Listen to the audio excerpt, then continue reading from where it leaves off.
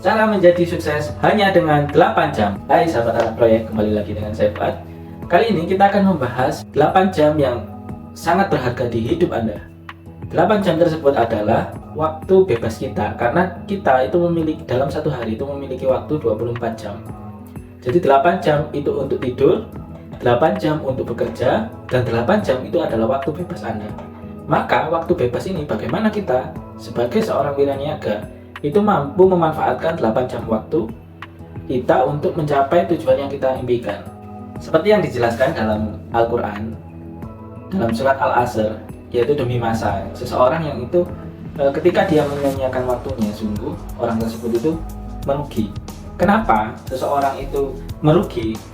Karena kita tidak tahu, kita sering lupa bahwa ataupun kita tidak mengetahui betapa banyak waktu yang selama ini Anda telah sia-siakan karena tidak memanfaatkan waktu 8 jam tersebut itu untuk menjadi sarana kita untuk mencapai tujuan yang kita impikan. Karena kalau kita mau menelaah bahwasanya sering banyak orang-orang itu jam waktu bebasnya itu untuk hal-hal yang tidak berguna. Misalkan mereka pesta, minum-minuman dengan temannya, main judi, terus kita nongkrong tidak jelas, kita bermalas-malasan melihat HP sampai kita lupa bahwasanya kita telah selama kita hidup itu kita menyanyiakan 8 jam waktu kita, waktu bebas kita. Karena apa? Kalau kita bisa memanfaatkan waktu 8 jam tersebut, itu kita akan semakin bisa secara cepat menaiki tangga kesuksesan. Tapi kalau kita itu gagal dalam memanfaatkan waktu bebas tersebut, kita akan jatuh dalam jurang kegagalan. Sehingga posisi sekarang itu adalah cerminan dari apa yang kita lakukan selama kita hidup, memanfaatkan waktu 8 jam waktu bebas kita secara efektif. Karena kesuksesan itu harus Anda bayar harganya. Kesuksesan itu harus kita harus membayar harganya.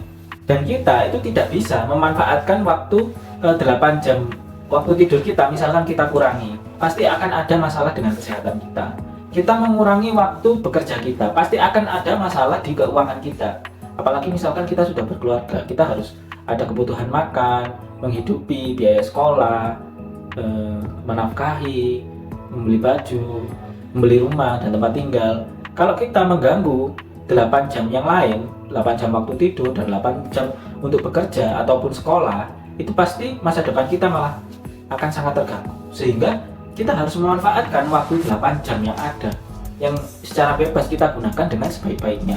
Bagaimana cara menggunakan 8 jam itu dengan baik? Kita harus mendiagnosis. Seperti seorang dokter itu harus mendiagnosis secara cermat, memastikan penyakit apa yang diderita oleh pasiennya. Itu sama halnya kita harus punya diagnosis terhadap kelemahan yang dimiliki oleh kita sendiri.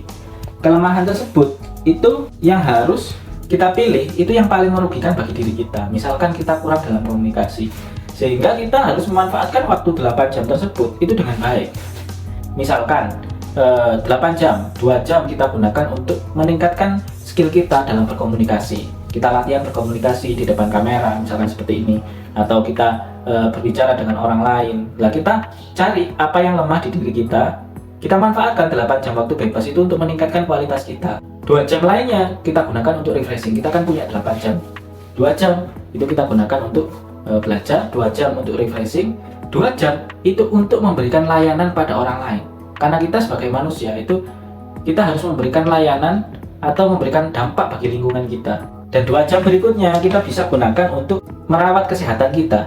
Jadi 2 jam berikutnya itu kita bisa gunakan untuk olahraga atau untuk nge-gym dan lain sebagainya, yang itu menjaga tubuh kita itu senantiasa bugar sehingga kita bisa bekerja dengan baik. Jadi 8 jam waktu bebas kita itu sangat bisa berguna dan bermanfaat bagi diri kita maupun orang lain. Maka kita akan bisa lihat 10 tahun ke depan, jika kita memanfaatkan waktu 8 jam kita dengan sebaik-baiknya, seperti dalam surat Al-Asr tadi, demi masa sesungguhnya orang yang merugi ketika dia tidak menggunakan waktu dengan baik. Oke, sekian dari saya. Salam closing.